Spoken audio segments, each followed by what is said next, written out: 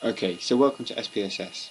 What we're going to do to begin with is go to variable view, then we're going to enter the groups into the name, and then we're going to give them a value. So we use an arbitrary value of 1 and then label that, so that is the first group and that is PNF stretching. We add that in, then we go to the next group, so that was, we can label them as group 2, and that was dynamic stretching, and then add them into the box. And finally group 3, which is our control group, we can add them into there. Okay, then we need to add in our outcome or our dependent variable. So what we can do here is just type in a label for that, so we can call that outcome measure, and we don't need to worry about any values for that.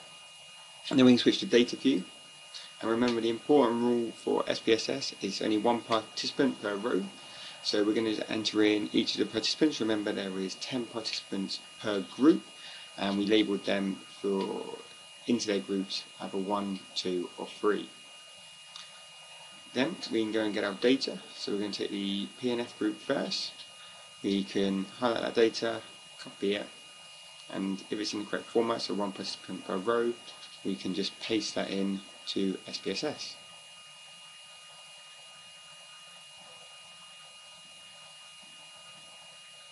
Just fiddling around with that for no reason.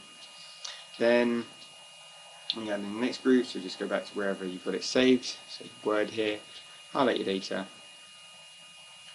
copy it, and then just paste it in. Finally do the same for group 3.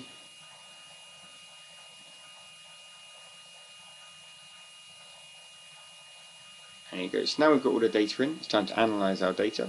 So we go up to the top toolbar and click on Analyze.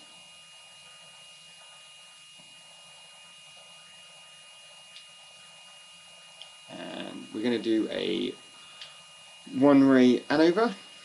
So we move down to one-way ANOVA. And your outcome measure is your dependent variable, and then your factor is going to be your group in this instance. We're going to run a couple of other little tests on it, so we want to go to options, and you want to get your descriptive statistics, which gives us our means, and then also our homogeneity of variance test. Then we move to post hoc, and we can set a Bonferroni and a Tukey's test for this particular example. We click OK, and then SPSS will produce an output of this data. We will discuss the output of the data in the next podcast.